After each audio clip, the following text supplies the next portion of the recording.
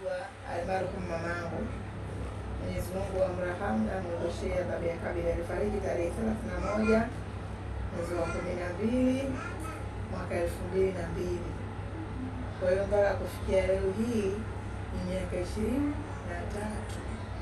Kwa hiyo ni hauli yake, mtizi yake, nasema nifanye kitu kwa ajili ya kumwombea maghfira kwa Allah Subhanahu wa Ta'ala, ili aweze kumsamehe dhambi zake, amwingize peponi. Kaburi lake ile miongoni mwa kaburi ya viwanja vya peponi, wala sio mashimo ya motoni. Ndio maana nikasema nije hapa nishirikiane na nyinyi. Sijataka nipike chakula tu nyumbani nikawaita watu wale watatu pale tukafanza dua, jambo likaisha. Nikasema hapana, bora hivi vitu nije kuleta kwenu, tushare, nipate dua na nyinyi, watoto wetu wazuri, wadogo zetu wazuri, ili tufurahi kwa pamoja na sadaka hizo kupokelewa. Kwa sababu tunaambiwa ukishirikiana na yatima thawabu zake ni kubwa sana. Kwenye vitabu tunaambiwa. Kwa hiyo tukasema wewe na sisi kuwapa faraja nyinyi na tushiriki pamoja katika dua ya mamangu. Lakini pia mbali ya kurehemu mama, lakini mimi binafsi pia na ya kwangu, rafiki yangu naye pia binadamu ana ya kwake, lakini pia dada ana ya kwake. Kwa nia zao watakazozitia na dua mtakazoziombea sisi, Mwenyezi Mungu aweze kutufungulia milango yetu ya riziki, tuweze kuendelea mbele.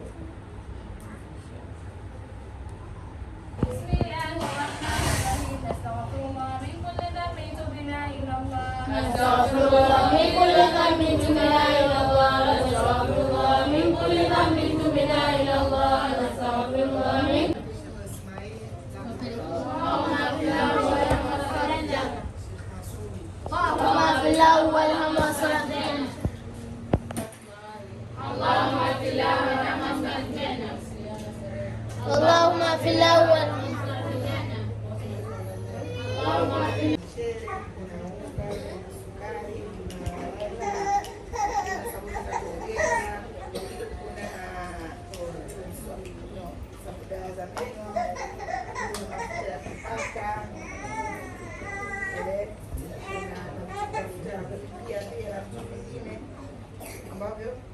Assalamu alaikum warahmatullahi taala wabarakatuh.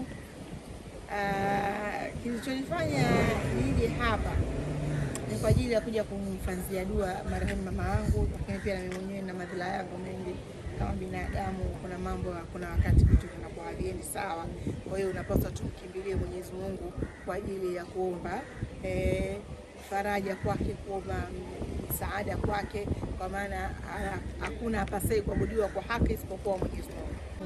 Alistakabali dua ambazo leo tumezifanya hapa na watoto wetu kutoka Umra Orphanage Center hapa Magomeni. Shauri kikubwa tushirikiane nao watoto yatima. Unapomlea yatima mmoja, malipo yake kwa Allah ni maradufu. Unapotoa sadaka kwa yatima, malipo yake kwa Allah ni maradufu.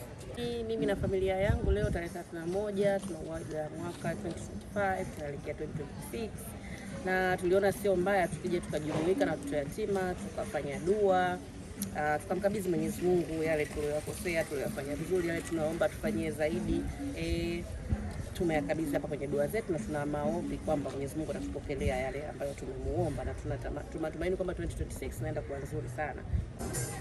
Mtazamaji wa Aibu TV, naamini mpaka hapo utakuwa umejifunza kitu, wewe kama mzazi na wewe kama mtoto umejifunza kitu kutokana kitu alichofanya Mwalimu Abdulrahman ambaye anafanya kipindi cha dada katika East Africa TV.